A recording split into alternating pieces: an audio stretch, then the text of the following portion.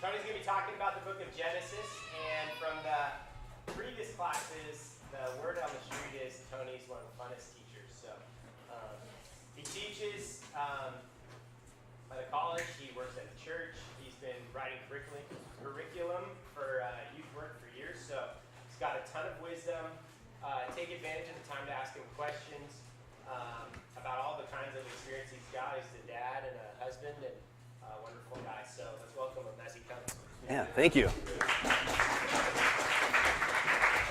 Now I'm gonna hire Nate to follow me around and say those nice things everywhere I go. Hey, do me a favor. Introduce yourself to somebody next to you.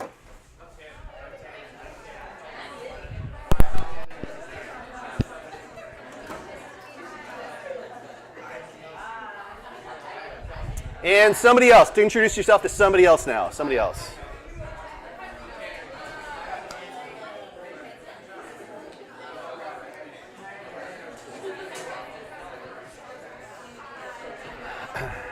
All right.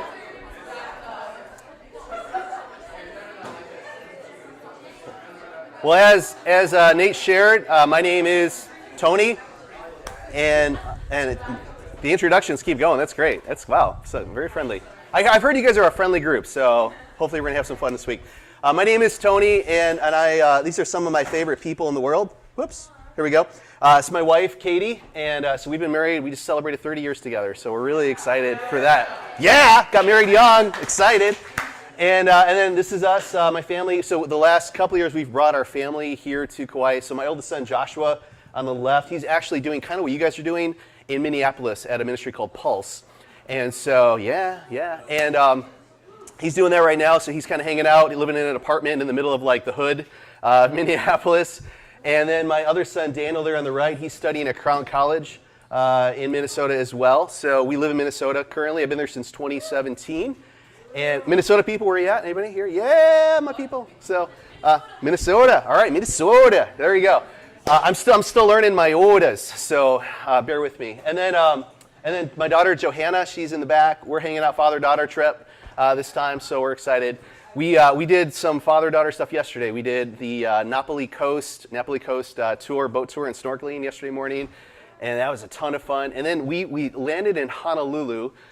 We had like this 7-hour layover, so I rented this like cheap little car, but they upgraded us to a convertible Corvette. And I was like, okay. And then we went down to the beach and we went jet skiing, and it was so good. So making some good memories together. But we're excited to hang out with you guys this weekend. I want to tell you a few things about me. Things you may or may not want to know about me. I grew up in Chicago, so I am a Chicago fan of all Chicago teams. I've got my favorites, but when you're outside of Chicago, you support all the teams.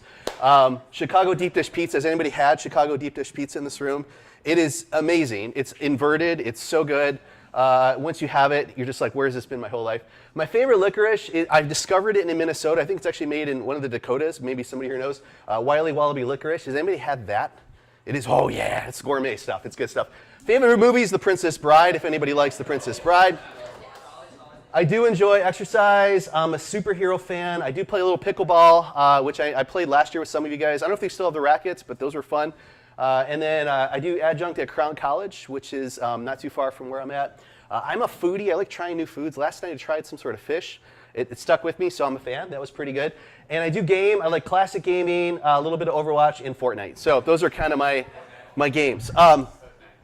And yeah, I do write. Over the years, I've written for different people, different things, different companies. I do full-time at Riverside Church. That's in like the Big Lake area of Minnesota, which has like two other campuses. So there's 3 of us, 3 campuses all together. Different companies I've written for. My second son and I, we wrote a book a handful of years ago called If, What If, which was kind of like a walk through the Bible. And it was meant to help families who have never, like I didn't grow up with the Bible. So it was meant to help families to kind of understand from cover to cover, what does the Bible actually teach? And we're going to cover some of that this weekend. The most recent things I worked on a Bible called the Make a Difference Youth Bible. A guy named Ken Castor, who's going to be with you guys later. He was our editor, and I was one of the guys who was part of the commentaries on that. And then my most recent book is with a gal named Heather Fleece, who's also from Minnesota, called Single Dating, Friendships, and Romance. So if you want to talk about those topics, I'm happy to do that while we're here. Before all of that, though, I was just a dude. I just was growing up with my friends, putting my tie on at homecoming on my head, because that's what you do when you're at homecoming. That's me on the left, and just didn't know God at all.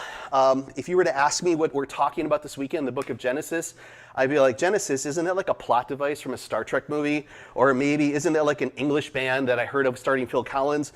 But then Jesus came a part of my life, and this guy up here in the red shirt, his name's Roddy. He was a senior, I was a junior, and we had gym class together, and he would invite me every week to this thing he goes to. And I said, well, what is it? And he's like, you just got to come. I'm not going to tell you what it is. And I said, well, I'm not going to go until you tell me what it is. And so we had this kind of standoff for a few weeks. And finally, I just got so tired of him inviting me, and I was like, all right, fine, I'll go. And so we go, it's in Chicago suburbs. We go to this building, never seen it before, massive building, looked like a college campus. And we show up, and there's 2,000 high school students from all over the Chicago area, all in one place. And I'm like, what is this thing? And they throw us in this room, and there's balls thrown at each other, and dodgeball, and this, like, we get up on this ladder, and we're hitting each other with pillows to knock each other off. I'm like, this is amazing. What is this thing?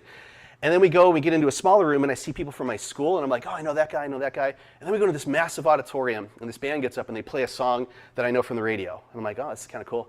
And then there's this drama, and it was kind of funny.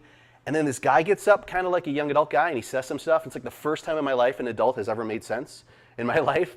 And at the end, they sing this really inspirational song, and I'm like, that was cool. And then we went to McDonald's, and I got asked to homecoming, and it was a great night. So you know, he did this at the end of the night. He'd always drop me off last. In fact, when he first picked me up, there was this girl that I had a crush on. He picked her up right after me, and I'm like, this is going to be a great night. But he would always drop me off last, and for like 3 or 4 weeks in a row, he would just do that. He'd be like, so what'd you get out of the night? And we'd talk, and we'd listen to each other. And then finally, he said, do you have any questions? This is like the 4th week. And I said, yeah, why do they mention like Jesus and pray in this thing? He goes, well, people do that in church. I'm like, I know, but this isn't church. So like why do they do that? He goes, no, this is church. And I'm like, no, church, because I grew up Catholic. Church is like you got to get all formal, and you watch the old lady in the front row, and you make sure you're doing what she does, stand up, sit down, all that kind of stuff. And he goes, no, there's different kinds of churches. And I thought, you know, they do talk about Jesus a lot. And so that next week, I paid really close attention, and I gave my life to Christ. And I was like, this is it. Like, I think this is what I've been missing. Like, all the ingredients have been in front of me this whole time, but I've never tasted the meal. It's like going in a kitchen and just seeing everything in the cupboard and going, yeah, I know what that is, and I know what that is, but I've never tasted and seen that the Lord is good. And so I did. And I wasn't sure I did it right, so I did it like the next 2 weeks in a row just to make sure it stuck, because you know you always question your salvation.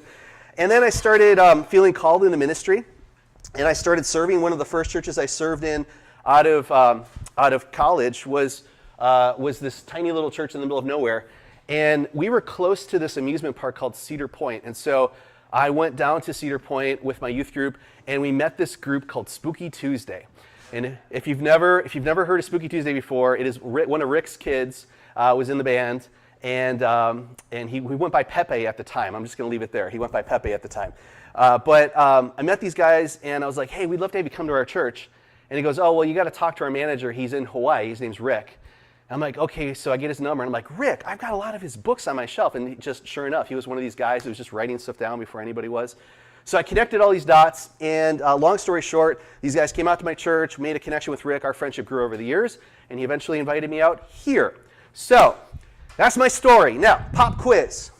Is my story true? Is 100% of what I just told you true? I want you to vote. Thumbs up, thumbs down. Did I fabricate any of it? So vote. Thumbs up, thumbs down. Is it fabrication? Yes. So is my story true? Thumbs up or thumbs down? So vote. Everybody's got to vote. Make sure somebody next to you is voting. No cheating. Okay. All right. All right. Okay, now, hang on. Explain your answer. Tell somebody next to you why you voted the way you voted.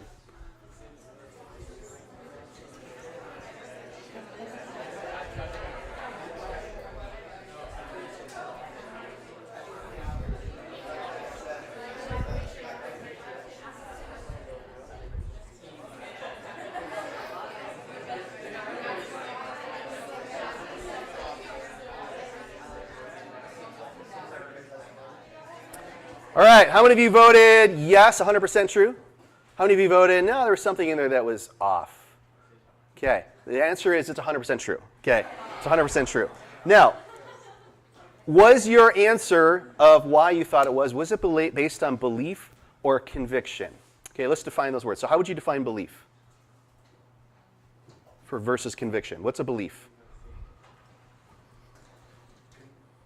Yeah. Conviction is like if you do something and you see like it's wrong, right? Or like it's or like you feel like you feel.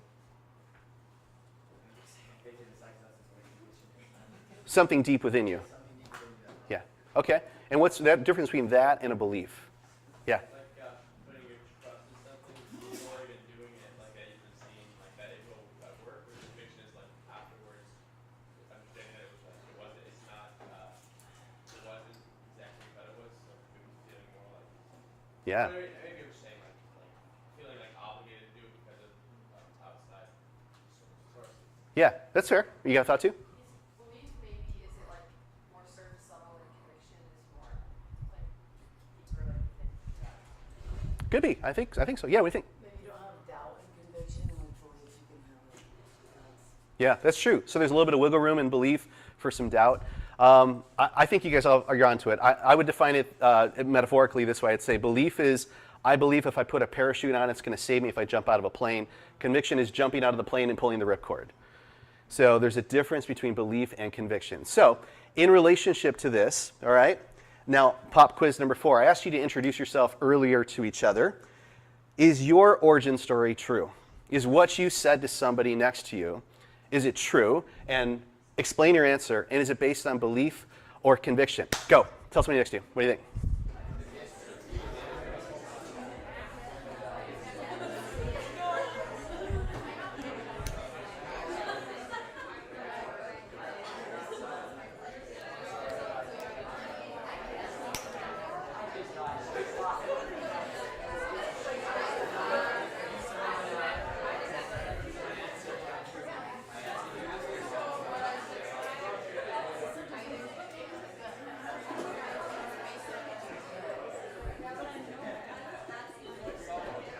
All right, 5, 4, 3, 2, 1. Now, we're going to talk about Genesis this week. And we are going to, I believe, as you've probably already understood, I believe in kind of approaching things from a number of angles. So we're going to approach Genesis today from a lot of fun angles. I would like to hear from some of you, though. What have been your takeaways from teachings the past couple of weeks? So can you just sort of pop out what the different teachers, whether they've been guest teachers or local teachers, have taught you? I'd love just to learn from you guys. Yeah. There was a teacher named Karen who did a dinner teaching, and she taught about how community and being at the table and ministering at the table and the dinner table in a meal setting is very, very important. She connected very, very well to the Bible. And it was something that kind of blew my mind, and it's something that I've been sitting and meditating on for a hot minute. That's awesome, man. All right, sweet. Yeah. We do not know as much as we think we know. Yeah, I know that, right? I know that much. Yeah, what else? Yeah. We've been kind of going through some of the things in the first 5 books of the Bible and then how it like was revealed in the New Testament and like all these different patterns connecting and dots connecting. Nice. I love that. Yes, what else? How faith and science go hand in hand, they are not separate. Yeah. Yeah, and I love honestly, I think faith in science is like faith in art. Like you can learn a lot about God through art, but by itself it doesn't stand on its own. Like you need to have both together. Yeah. What else? Yeah. How to listen to God's voice. Yeah. Oh man, what a gift that our God speaks to us, right? Cool. All right. Well, on that note, when we ask questions like this, sometimes you're like, I know we learned stuff. You're right. You're trying to think about what it was, but a few things stand out to you. I like this verse, and this is from Hebrews. It says, "Therefore we must pay much closer attention to what we have heard, lest we drift away from it." So as you take notes, this week, I mean, I know that like there's a system in the school where they kind of quiz you on like what you've learned and have you respond to it. But I would really encourage you, write down notes that you think might matter to you a week from now, a year from now, a few years from now. This is just me, but I kept all of my notes from when I was in college, and once a year, I just open them up and I go, what did I not know then that I know now, and what did I know then that I've forgotten? And it's a really good practice to go through. In our student ministry, we pass out notes to our students every week, old school style. We give them a binder, they keep it in there, And it's kind of fun. When my wife and I got married, she had her student ministry did the same thing, and I had in mine as well. And it was kind of fun. We got to swap binders and go like, what did you learn in high school growing up? And I don't know, it was just kind of fun thing, a little geeky thing. Also, just always feel free, and anytime we're talking, if you have a thought, if you have a question, if you want to challenge something, if you want to know more about it, just raise your hand. Happy to call on you. Just a few things I've learned over the years is if we don't process truth, we basically just move through it. And we go through life based on our vibes and our feelings, and they seem true, but they're not. They're kind of off somehow. So one of the things that I've learned is when God is clear to me, and sometimes when God speaks, it's through his presence, it's not through a voice. Sometimes God speaks through like the beginning of a word, and I'm so quick to want to finish it for him. Sometimes God will give me a word, and I'm so quick to want to finish the sentence or write a paragraph. And I just need to let God speak the beginning of what he's speaking to me. And then when he tells me, when there's a question mark, then I'm like, oh, now it's my turn. Or if there's an exclamation point, now it's my turn. So we just need to process it. I thought it might be a little bit of fun. This will be kind of just an out loud sort of game. I made a game a while ago called AI Art Disney Mashup. So I put into one of the AI generators some specifics. And basically, you're going to be shown some AI generated mashups of some classic Disney animated characters. I want you to name the movie, not the character. So keep this in mind. The movie that they come from, you're playing against the people at your table, all right? Ready? You guys, you look at them and say it's on. It's on. All right, here we go. Okay, name the Disney movie.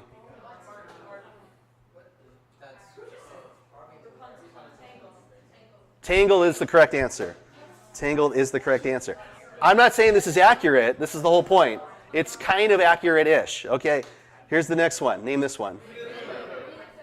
All right, yeah. Again, that's a little disturbing, but it is. Okay.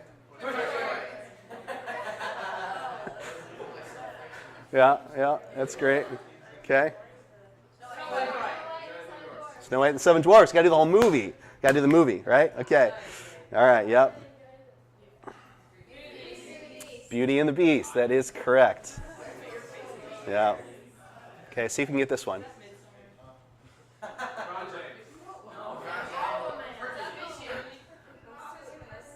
Disney movie. Hercules is correct. Hercules is correct. All right, so that's the end of that. Just a little teaser here. But again, vibes and feelings. Sometimes we live an AI mashup version of faith, right? We live off of our vibes and feelings. And by this, I mean you catch what somebody else has said in a message, you catch what a friend of yours is super passionate about, and you live off of that. But when we truly take the time to spend time with God ourselves, we know it's accurate, and we know it's like, that's off, that's weird, that's off in some way. So Jesus said this. He said, a time is coming and even now has arrived when the true worshipers will worship the Father in spirit and in truth. For such people, the Father seeks to be his worshipers. So not just the spirit of I follow God, and not just the truth without the spirit, but it's the spirit and the truth that come together. So my hope this week, and I'm going to give you kind of a broad stroke of where we're going to go. Today we're going to go really, really slow with a huge magnifying glass over Genesis, really kind of the beginning of it. And we're going to kind of back our way into it. And then tomorrow we're going to go a little faster, and then third day we're going to go even faster. So that's kind of where we're going to go, but my hope is that we will inhabit this with spirit and in truth. A guy named Henry Nouwen said this. He said, we can become very knowledgeable about spiritual matters without becoming truly spiritual people. So just kind of take this in for a second. What does it mean to become exceptionally knowledgeable, but to not actually become a spiritual person? Years ago, I was walking with my wife. We were on our college campus, kind of, you go to church together. It's all cute when you go to church together as a couple, and we're kind of walking along. And my Bible dropped and flew open, and all of my notes, like all of these tiny little notes that I've been taking in, just flew out, and I'm chasing them down across the campus. And then I collected them, and I put them back in my Bible, and I thought, I've not done anything with this since I took these notes. And it just reminded me again, like, I need to continue to reflect on what God is teaching me. Like, I shouldn't just take notes and be done with them, but I need to continue to reflect and chew on these things. So let me ask you a question. How would you answer this question? Who got to teach back in the first century? How would you describe and give an answer to this based on what you do or don't know, your inferences, your vibes? Who got to teach? Anybody know? Yeah. What's that? Yeah, like who? Yeah. I don't know, wealthy men. Wealthy men. There you go. Yes. The religious leaders. Religious leaders. Yep. Anybody else? What thoughts? What's that? Sorry. Okay, it's fine. Yes. Men. Pretty much men. Yeah. Yeah, it pretty much was until some things changed in the early church. But for the most time, there was a tradition that was in place, and it was usually men in robes who kind of look like this, at least according to all the movies, right? Kind of grouchy-looking men who are, get all grouchy with each other. But in many ways, you are true. You're right. This is a true statement. I'm going to give you really two categories of people who taught. There were what were called teachers under authority.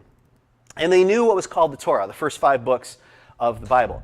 And they, when I say they knew it, like they knew it by memory. They had spent really from like 0 through 12 memorizing, becoming proficient. They were found to have something in them that they could be tested on this, and they knew it from cover to cover. All of these scrolls, I should say.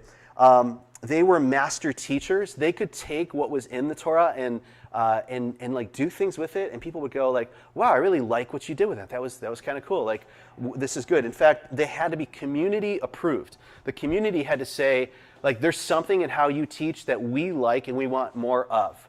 So it was kind of like a popularity contest. You had to be like a really cool teacher. And at the end, people would evaluate you and go like, "Yeah, that guy's pretty good. I like him. Let's keep him around. Let's give him like a teaching job here."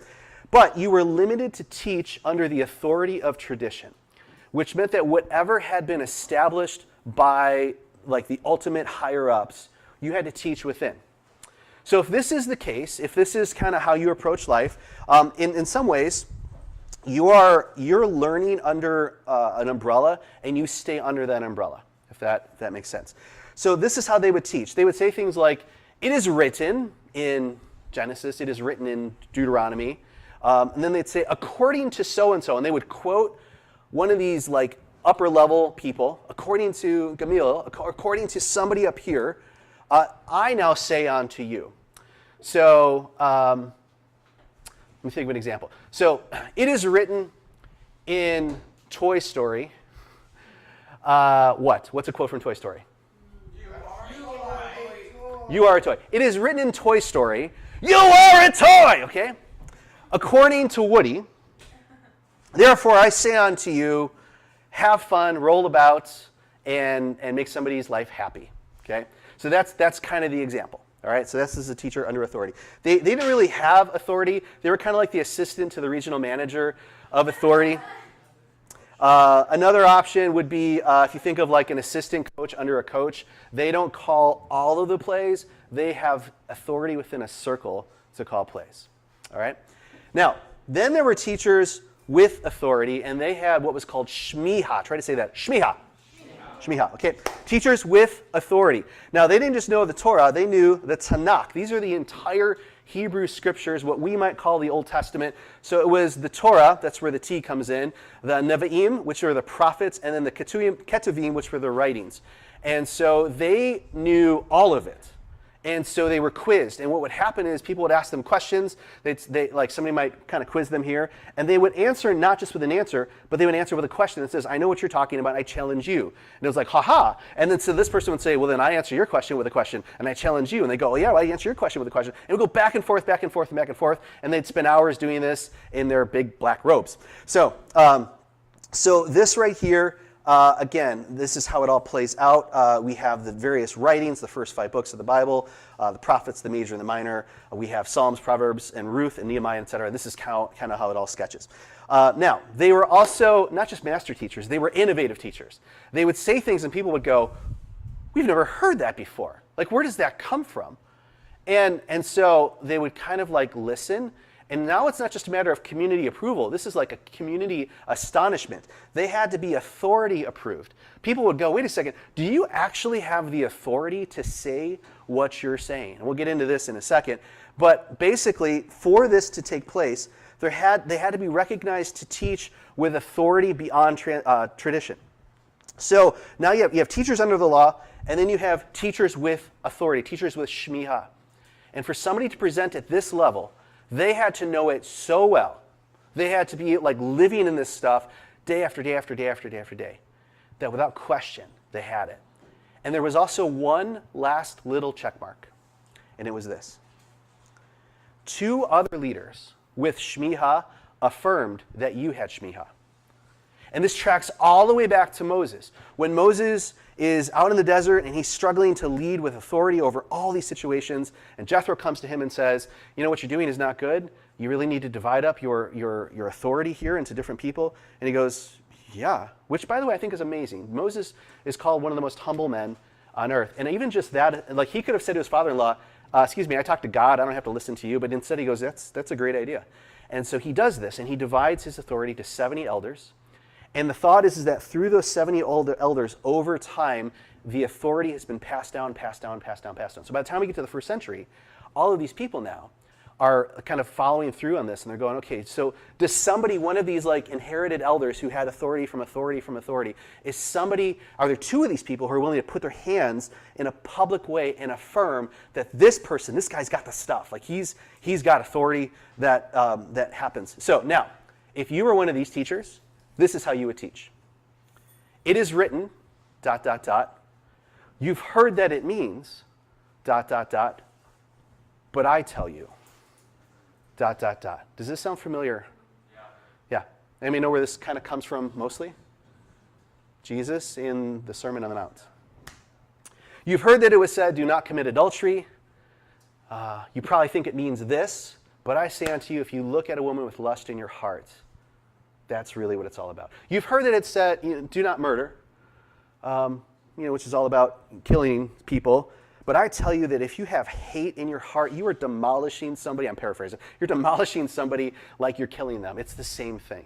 So this is where people were like, whoa. And this is why it says, when Jesus had finished saying these things, the crowds were amazed at his teaching because he taught as one who had shmiha, authority, and not as their teachers of the law.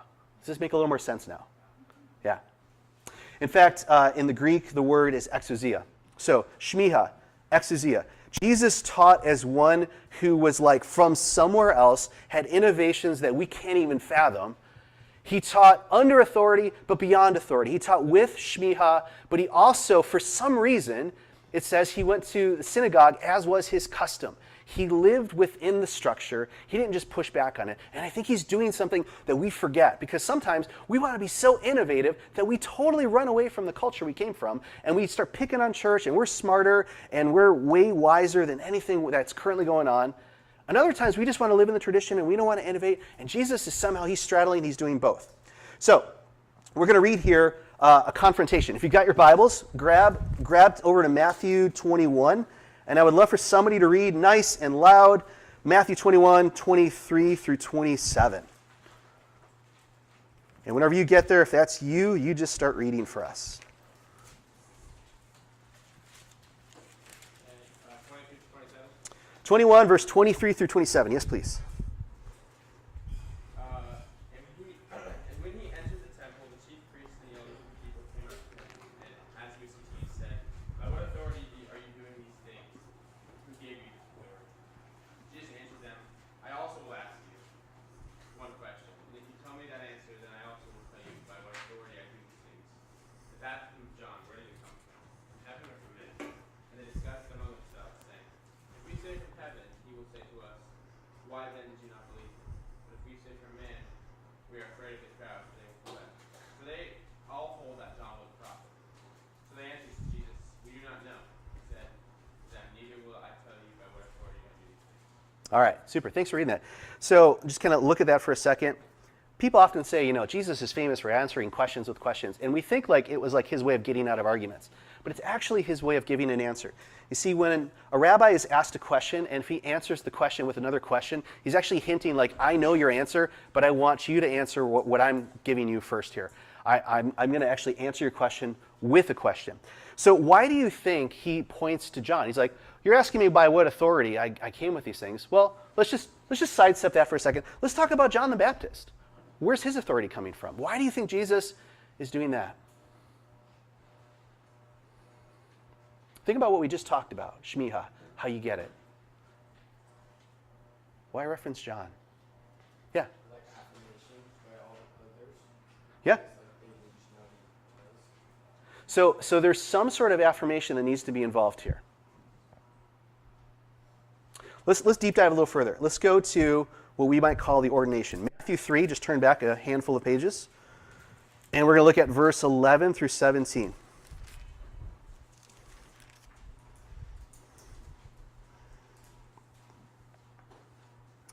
Somebody read that when you get there, please, nice and loud. I baptize you with water for repentance, but he who is coming after me is mightier than I, whose sandals I am not worthy to carry. He will baptize you with the Holy Spirit and fire. His winnowing fork is in his hand, and he will clear the threshing floor and gather his wheat into the barn. But the chaff he will burn with unquenchable fire. Then Jesus from Galilee to the Jordan to John to be baptized with him. John would have prevented him, saying, I need to be baptized by you, and do you come to me? But Jesus answered him, let it be so now, for thus it is fitting for us to fulfill all righteousness. Then he consented. And when Jesus was baptized, immediately he went up from the water, and behold, the heavens were opened to him, and he saw the Spirit of God descending like a dove, and coming to rest on him. And behold, a voice from heaven said, this is my beloved Son, with whom I am well pleased. Awesome. Thank you. So let's try this question again. Why do you think Jesus points and says, well, let's talk about John's authority. Where does that come from? You're asking me where my authority comes from. Where does John's authority come from? Why do you think he's going there? It's okay if you don't know, but try to wrestle with it. Why do you think he's going there? Tell somebody next to you your best guess. Say, I don't know. Or you can say, maybe this. Tell somebody next to you.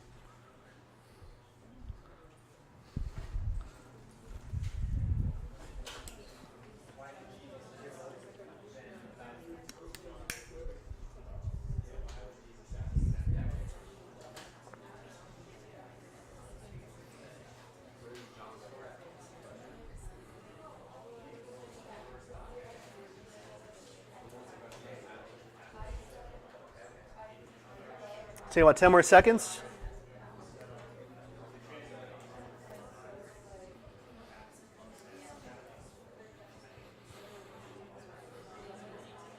All right, anybody come up with a thought? What do you think?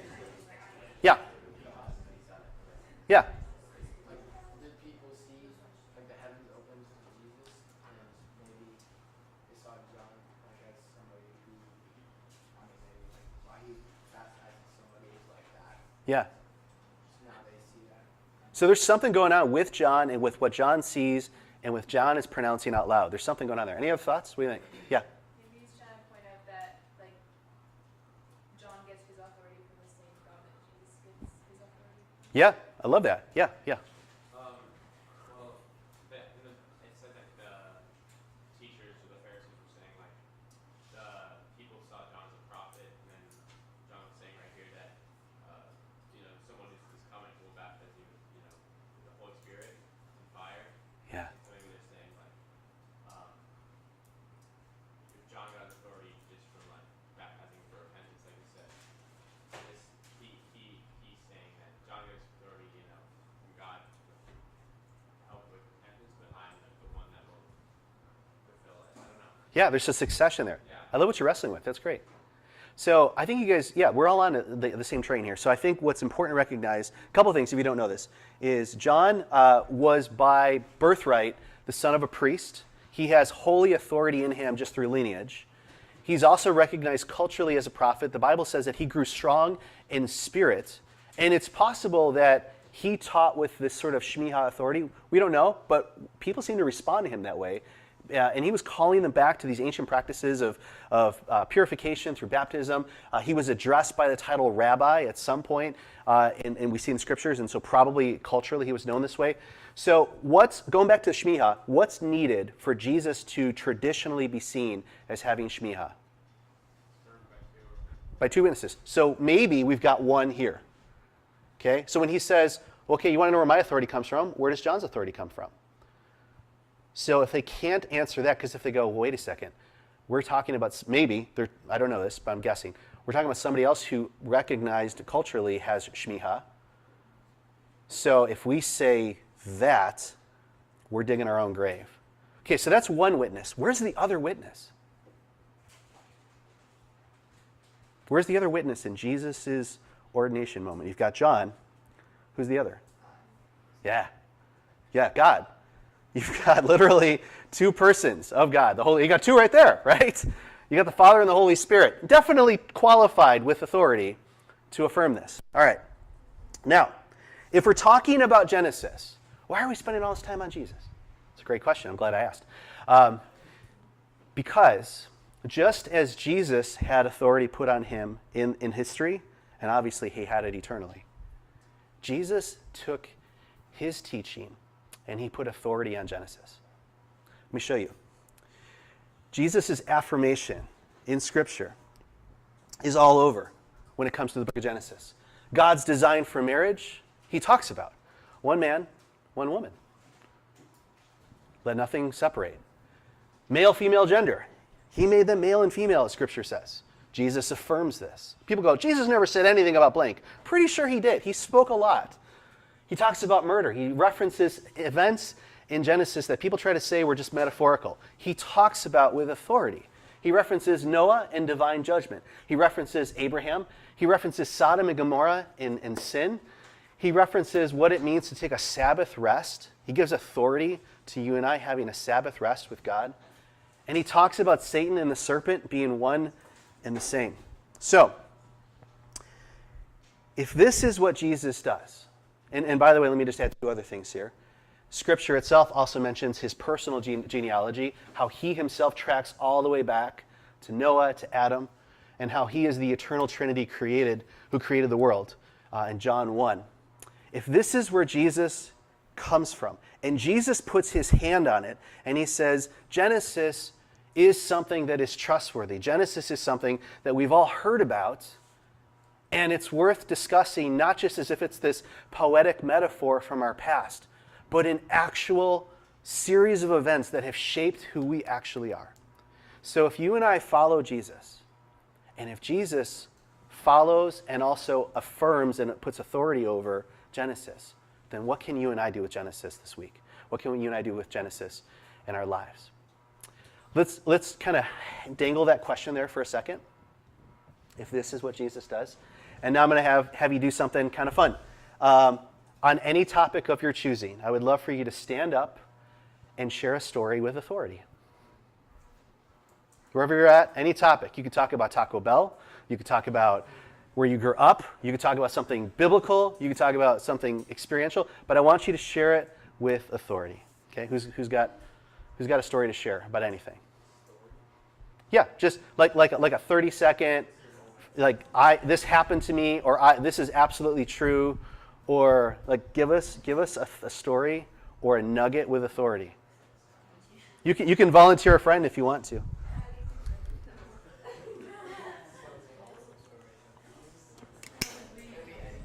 Could be anything, literally anything. You got to share with authority, so I'll let you figure that out.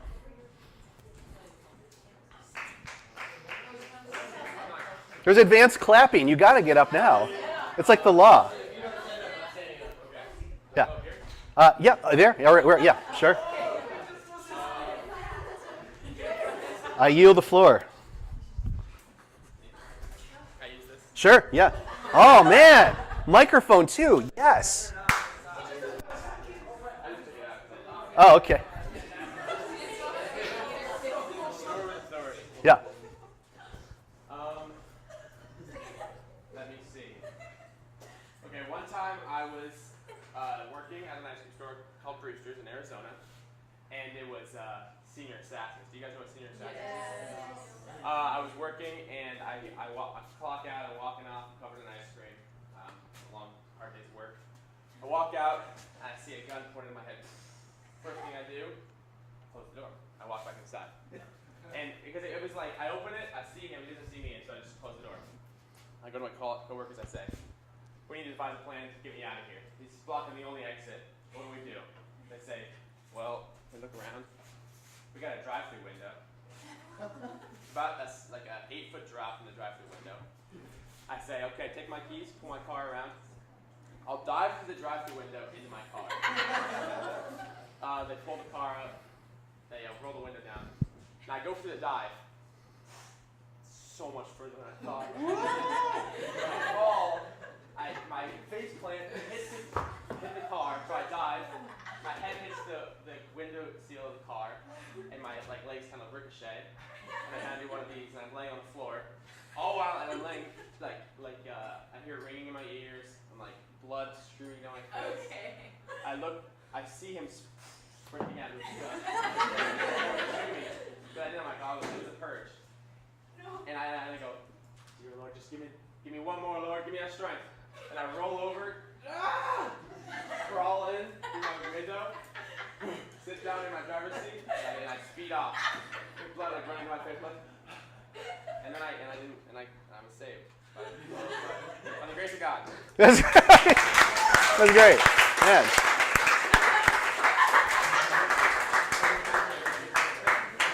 For those who don't know, it wasn't a real gun. It was like a senior assassin gun. Yeah, okay. Yeah. Not a real gun, but like a game gun. Yeah. Making sure everybody knows. Yeah, okay. Yeah, that's great. All right, cool. Anybody else want to give it a shot? Pass around the metaphorical microphone. That's hard to top, too. Okay. All right, that's fair. Let's just hang there. Maybe think of one for lunch. You'll share with somebody. All right, here we go. Recite Genesis. Somebody recite Genesis. Yes, but no. Somebody else recite Genesis.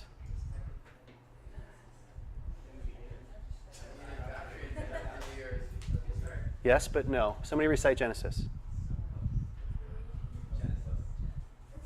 No? All right, that's fine. Describe God.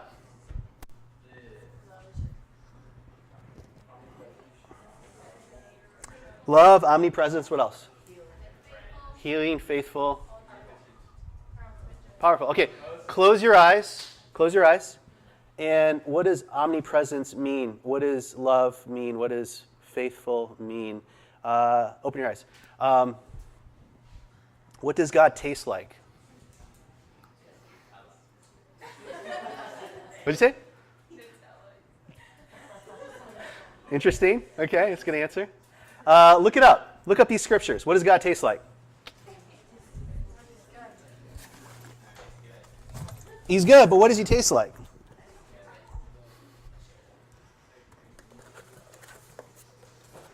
Whoever gets there fast, read them. Nice and loud for us. Psalm 34:8. Taste and see that the Lord is good. How happy is the person who takes refuge in him. Love it. What else? What's the next one? Psalm 19, 9 through 10. What does God taste like? 9 through 10. The fear of the Lord is pure, enduring forever. The ordinances of the Lord are reliable and altogether righteous. Wait, there's one more. Yep. They are more desirable than gold, than an abundance of pure gold, and sweeter than honey, dripping from honeycomb. Sweet. So God's words, God's presence, sweeter than honey. Psalm 119, verse 103. Somebody read it. Okay. So, can I put you in charge of passing these out? Awesome. Sweet. So we'll open these together. But really kind of a cool story. When children in Israel culture, in Hebrew cultures, in Israel are invited to read the scriptures for the first time, especially in older environments like what we read about in the scriptures, they were given like a slate of some kind, something to take notes with.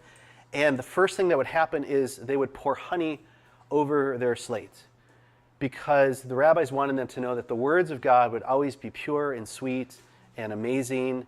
And so that's one thing. Another thing about honey, which some of you may or may not know, is honey never spoils. It has no expiration date. And it can crystallize and it can go into different forms, but it doesn't actually spoil. So when we think about how God's words are like honey and they're sweet and they never spoil, that's kind of a cool thing. So tell somebody next to you your relationship to honey. You like it, you don't like it. what you put it on, what you don't put it on.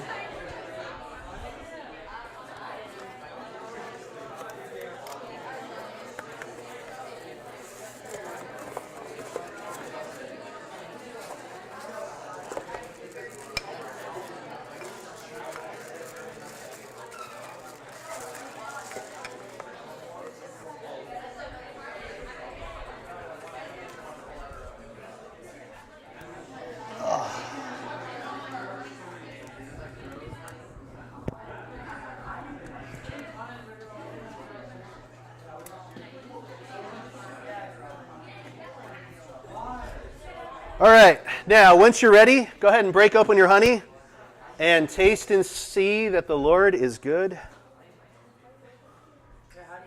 You gotta kind of bite it and twist it. Unless you got scissors, I don't know. Just bite it. Who knows how to do this really well? Anybody just need to bite it? Yeah. Just bite it. Yeah. So if the fold was like this, you bite here and here. Oh, nice. Okay.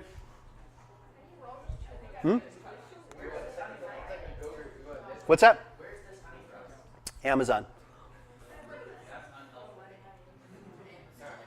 No, it's I got it from no. That's a great question. No, I got it from I think it's from I did get it through Amazon, but I picked one that was where was it? It was in the West. I feel like it was California maybe. Try to remember. All right, now, as you take in some honey, why does God want us to taste honey and think of him? Okay, just one last time. What does God taste like? And what does he want to do like that in your life, if you let him? All right, let's try another one. What does God smell like? Flowers. Gasoline. Yeah. Yeah, let's unpack that a little bit. Look up Exodus 30, 22 through 38. And we don't have to read this one out loud, but definitely check it out. Try to notice the fragrances that are mentioned in Exodus.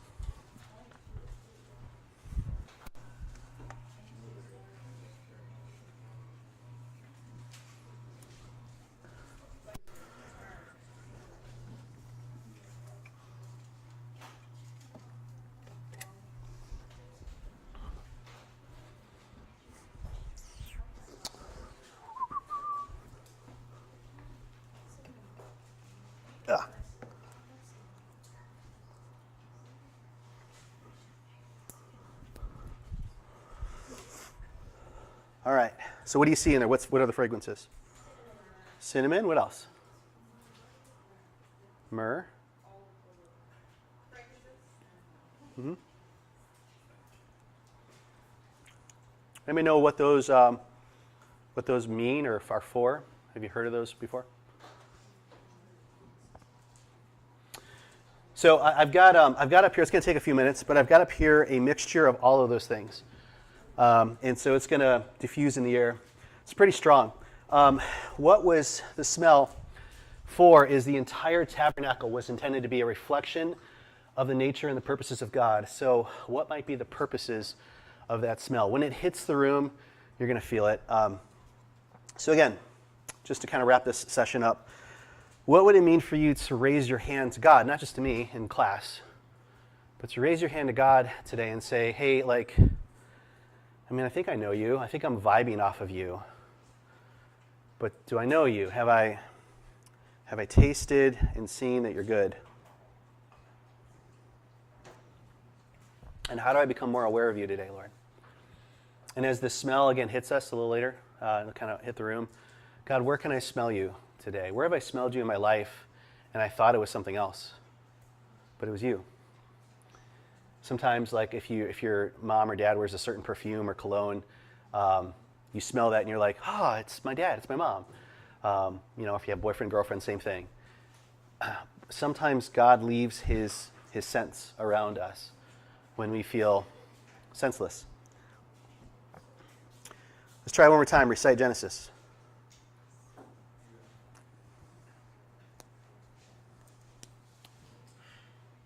Somebody, recite it. Yes, yes, yes, but no. Recite Genesis. God smells good and tastes good. I think you're getting closer, but still no. But still no. Character of God. Okay. Is how we recite Genesis any different than how somebody quoting Christianity would describe it? How would Satan describe Genesis? And are we reciting Genesis any differently than how Satan would describe it? How would an atheist describe what we believe about Genesis? And are we describing Genesis any differently than how an atheist would describe it? Recite Genesis.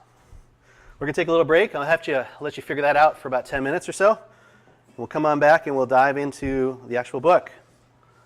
Taste and see, smell and take it in. Stretch your legs for about 10 minutes. Go for it. Oh, thanks.